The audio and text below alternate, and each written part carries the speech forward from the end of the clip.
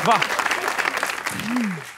माशाल्लाह। जो आपके शोहर हैं वो आपके ही स्टॉक एक्सचेंज के ब्रोकर थे जी। तो क्या उन्होंने पैसे डबल करवा दिए थे? हाँ, इसलिए शादी आपने कर ली? उससे पहले मतलब कि ये एक बहुत बड़ा इंसेंटिव था। समझ रहे हैं? सीख लो बच्चा, लॉ में भी कोई इतना नहीं बनना। हाँ, लेकिन पैसे डबल करने का मुझे पता नहीं कि कभी डबल हुए कि उन्होंने खुद डबल कर दिए, ये मुझे नहीं पता। हाँ, क्योंकि ये फंसाने वाला टैक्टिक था। अच्छा, तो उनकी तरफ उनके से। लड़के क्लाइंट्स होंगे वो तो लॉस पे ही होंगे। अब मैं कुछ नहीं कह सकती, क्या बात क्योंकि है? मुझे तो काम का नहीं पता है सच कि वो क्या एग्जैक्टली लेकिन फिर मुझे ये, और मैं जब पूछती भी हूँ ना तो वो बस वो बात को गोल मटोल कर देता है। वो बस हो गया। हाँ, हो गया 20 साल हो गए शादी को, अब तुमने क्या पूछना। क्या बात है, हाँ। उस वक्त सोच रहा था ना। हाँ, लेकिन उस वक्त जो है वो मैंने कहा भाई पैसे डबल हो गए। लेकिन हंसी मजाक अपनी जगह, आपके वालिद साहब की बड़ी उन्होंने खिदमत की। उन्होंने हॉस्पिटल, उनका बाईपास हुआ, उसके बाद कहा कि आई लाइक आतिफ। आपकी वालदा ने भी हॉस्पिटल से वापसी पे कहा आई लाइक आतिफ। आपने कब कहा I like Atif? I think जब हम लोग शुरू में जब हमारी बातचीत चल रही थी तो वो इस्टेब्लिश हो ही गया था। क्या बात है। इंडिया से भी आपको ऑफर आई, आपने रिजेक्ट कर दी? हाँ, शादी होने वाली थी। क्यों, क्या वजह थी? आपने कभी ये नहीं सोचा एक बड़ी इंडस्ट्री है, मैं जाके उधर भी अपना क्राफ्ट दिखाऊं? शादी होने वाली थी ना। तो शादी तो फिर भी हो जानी थी। नहीं, उस वक्त तक तो बस प्लान था, अब 4 महीने में होनी थी। तो आपने रिजेक्ट कर दिया ऑफर? करना था ये आपने खुद वो की? आगे की मुझे प्लानिंग का कुछ समझ नहीं आता। मैंने कहा भाई अगर आगे मूवी का तो खैर I don't think I was ever going to do it, but जो फैशन शोज वगैरह होते थे उनकी कास्टिंग जो एजेंसीज थी और जो एजेंट्स थे और बहुत सारे जो लोग थे वो आते थे, कहते थे कि जी हमारे साथ साइन कर लें, हमारे साथ साइन कर लें।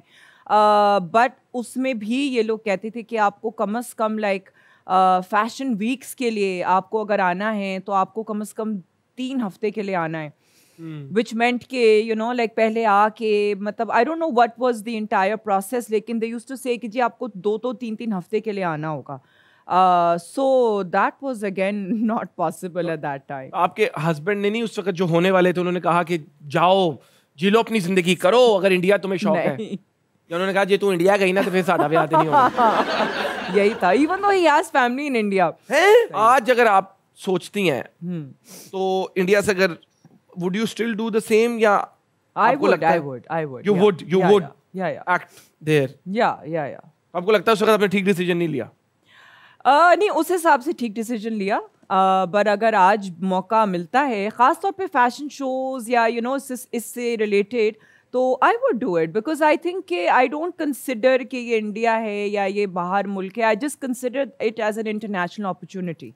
तो अगर मिलेगा तो फिर व्हाई नॉट, बिकॉज मैंने तो खैर काम जो है वो मैंने not just India but I have done work in a lot of other countries of the world. तो इंडिया को भी मैं एक इंटरनेशनल अपॉर्चुनिटी समझूंगी। और जब आपने काम से कहा तो इतनी रैंप वॉक आपने की है, कोई ऐसा वाकया जो आज भी याद करके आपकी हंसी निकल जाती हो रैंप वॉक का? वो अक्सर हमने तो देख रहे थे। हाँ, ये तो बहुत दफा जैसे वो फिर मीम आती है always pick yourself up and act as if nothing happened, फिर इस तरह की रीलें इंस्टा पे देखा ना चल रही होती हैं। हाँ। ऐसा कोई वाकया आपके साथ? वेल एक्चुअली इंडिया में ही जो है वो जब मैं गई थी फैशन शो के लिए, तो उस वक्त जब मैं बिल्कुल मैं रैंप पे चढ़ी थी, जो रिहर्सल्स के दौरान हम लोग हील्स में ही रिहर्सल्स कर रहे थे। उस वक्त नहीं पता चला कि कुछ हील में मेरी प्रॉब्लम है। जब फाइनल शो जब उसका तैयारी हुई और फाइनल सारा कुछ हुआ, तो वो उस वक्त उन्होंने एक एक्रिलिक की शीट जो थी वो डाल दी थी रैंप के ऊपर उसको चमक देने के लिए। सो वो एक्रिलिक शीट जो थी वो slippery and my heel I didn't know and I didn't realise कि वो उसका जो एक रबड़ का जो एक होती ना ऊपर से हील के ऊपर एक वो स्टॉपर टाइप होता है, व्हाटएवर दैट थिंग इज, बिल्कुल आइडिया नहीं। तो वो निकला हुआ था और नीचे से उसकी कील जो थी वो एक्सपोज थी।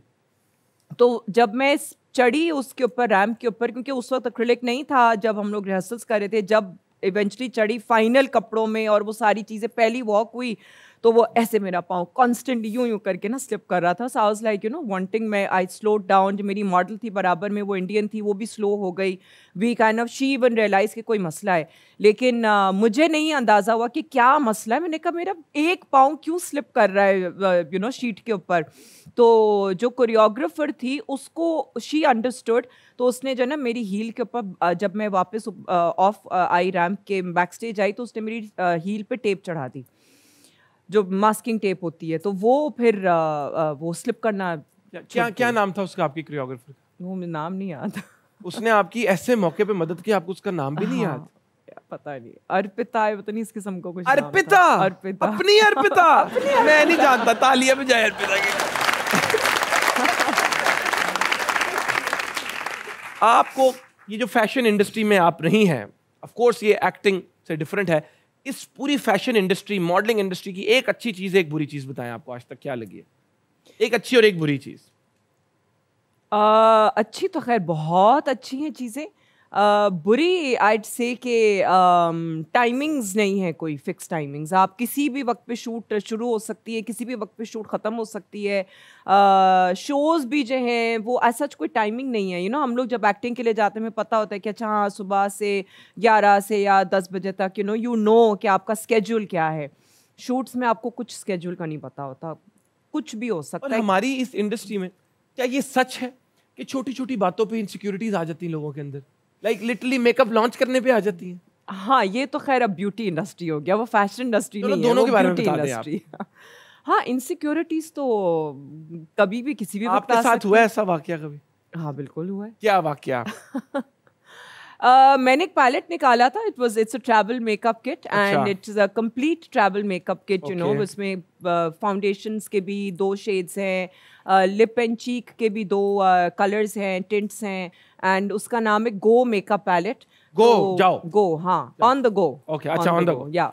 सो go makeup palette, so like बस अब वो लॉन्च मैंने किया, अब लॉन्च हुआ भी नहीं था, तो एक और कंपेटिटिव जो ब्यूटी इंडस्ट्री की एक आई वुड से लाइक है, जिनका ब्रांड भी है, ब्रांड ओनर्स, सो वो बड़ी इनसिक्योर हो गई। तो मुझे तो खैर समझ नहीं आई कि कोई कैसे पता चला वो इनसिक्योर हो गई हैं?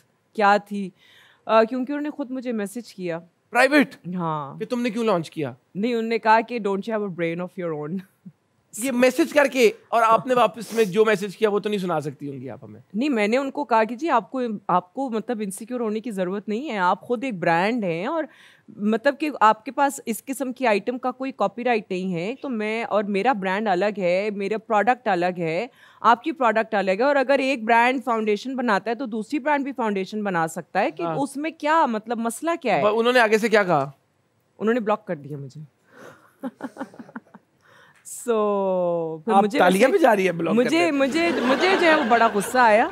आई would not ever allow anybody to talk down on me. आज आप उनको क्या मैसेज देना चाहेंगी कैमरे में? जो हुआ वो अच्छा हुआ।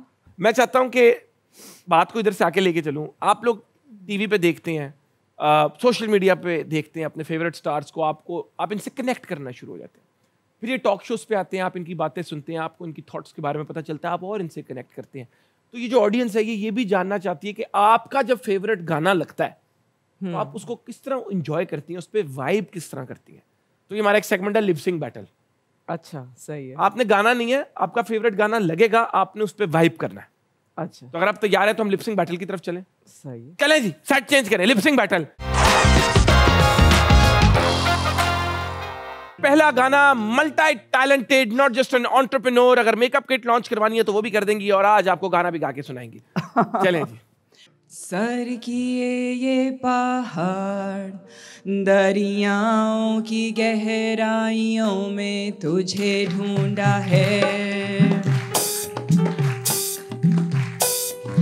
आ भी जाए एक बार, मेरे आने से ना लूटो मेरे मन का करार।